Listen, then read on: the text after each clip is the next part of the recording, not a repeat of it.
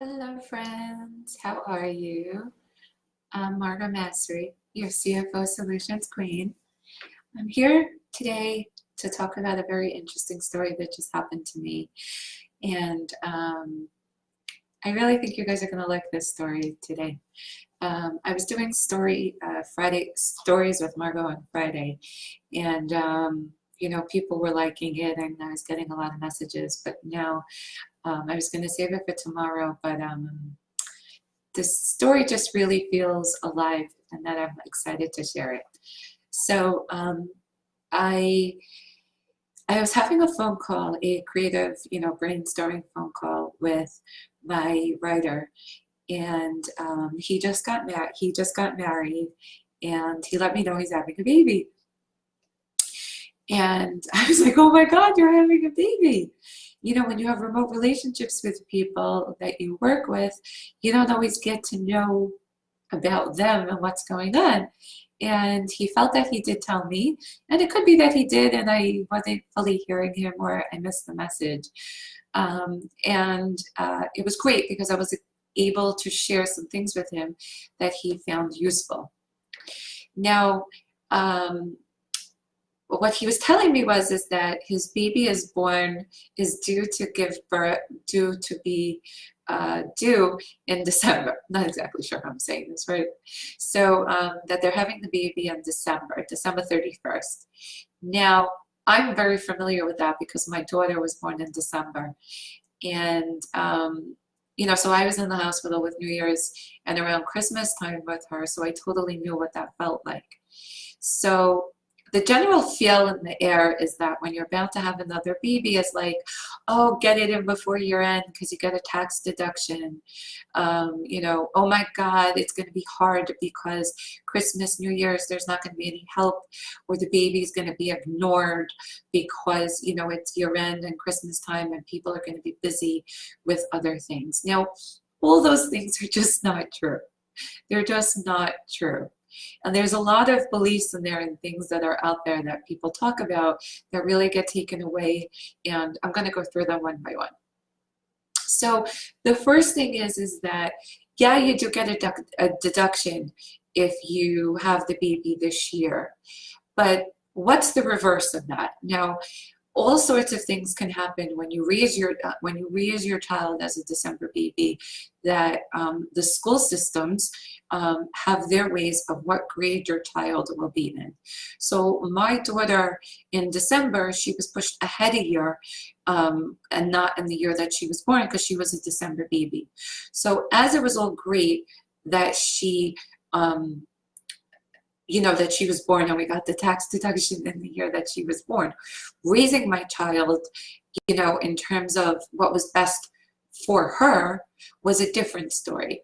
So these are some of the advantages when you have an accountant or a CPA on staff that you get access to when you work with someone like me, your outsourced CFO, that you get help with when these types of things happen, that you never know what type of information you're going to pick up.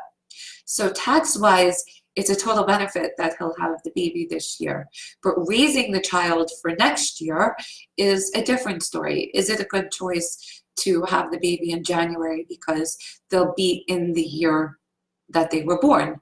Will they feel that will they feel better being the oldest in the grade instead of the youngest? My daughter for a very long time was very conscious about, and she won't appreciate me sharing this, but it was hard that she was the youngest. And I know how that feels because I'm a November baby, and I was the last, or at the end of getting my license. I was at the end of the bat mitzvah, the party that you have when you're 12. I was one of the last to turn 16. I was at the end of the spectrum to have a lot of the things. And when you're younger, these things matter. But when you're older, it'd be like, you could say it like, oh, it's really cool. I'm first getting my license now, so I get a better choice on if I'm going to get a car or if I'm going to still take the bus every day. It's all how you shift your perspective and how you tweak to how to look at these things. So as my writer, I love him so dearly, and he knows that you know, we were on a creativity phone call for MBS, you know, he got some free tax advice, which I would give him in a heartbeat in my sleep. You know, where I'm like, hey, dude, you know, tax-wise, it's all great, but raising your child is a different way. And I share this because, you know, we get taken away about saving money. We get taken away about tax strategies, or, you know, not paying or not investing ourselves and seeing the benefits of these things. Now, the benefit is that one tax advice can save you loads and loads of money. I was on a walk the other day with a good friend of mine, and I just happened to babble some things that were going on. And she was like, Margo, why don't you just sell this so that you don't have to do that? And I was like, that is genius.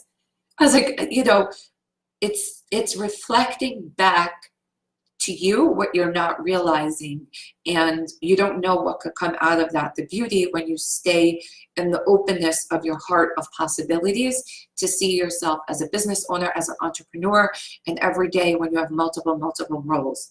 I mean, like this morning I was making my kids breakfast, and I said to myself, I'm like, I'm living my dream, my lifelong dream of being there for my kids. It sets my bar every day and my heart when I'm sending my kids off with a warm breakfast. I'm sitting there in the morning, you know, where some people are struggling to wake up, and I struggle to wake up, but I wake up because my kids, they look forward to that breakfast. My daughter, she has her pancakes with chocolate chips.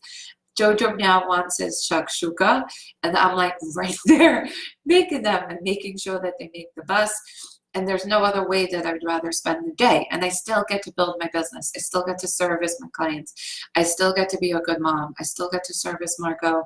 And in a little while, I have a lunch date with somebody, or a brunch date, whatever you call these things. And I get to do it. And I'm still accomplishing my goals.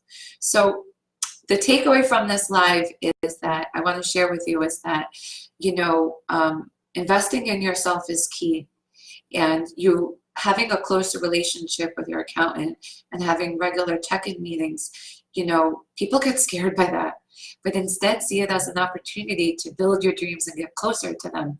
The biggest thing that people say is like, oh, my bookkeeper never calls me back. My CPA, I haven't spoken to him in months. You haven't spoken to him in months because you're avoiding it. It's not the CPA's fault. It's not the bookkeeper's fault. It's not the CFO's fault. The second that you want something, people are going to respond. They want the business, and life is out there. So if you're chasing business and you're running away from it, that's what's going to come into your world.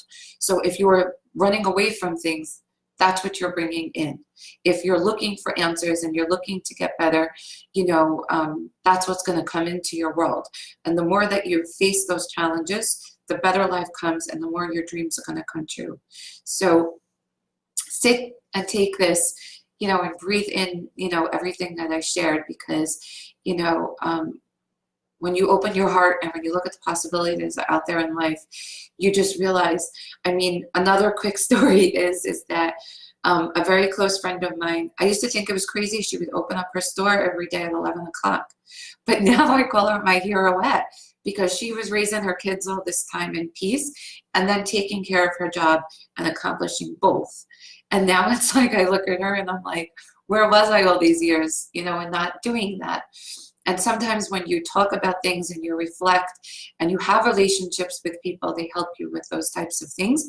And it's a peaceful way to live instead of running like challenges. It's like when you look at the ocean and you have those waves that go up and down and up and down, that's entrepreneurship. But then if you take yourself out of the equation and you take yourself out of your mind and you think of yourself as the observer and that you're not those thoughts, it's a very different way of deciding of what your action should be. And I offer you, you know, if you guys are live or if you're watching the replay, I would love for you to check in with me. I offer you a free consultation call with me or a discovery call with me on what's going on with your business. And, you know, we can see how I can help you. The advantages to working with me is that you have a built-in CFO component, no matter which level of services that we go and we design for you. So I hope you enjoyed today's story and shares, and anything, let me know how I can help you. Have a great rest of your day, And I'm going to go get ready for my lunch, brunch date. Love you all. Bye.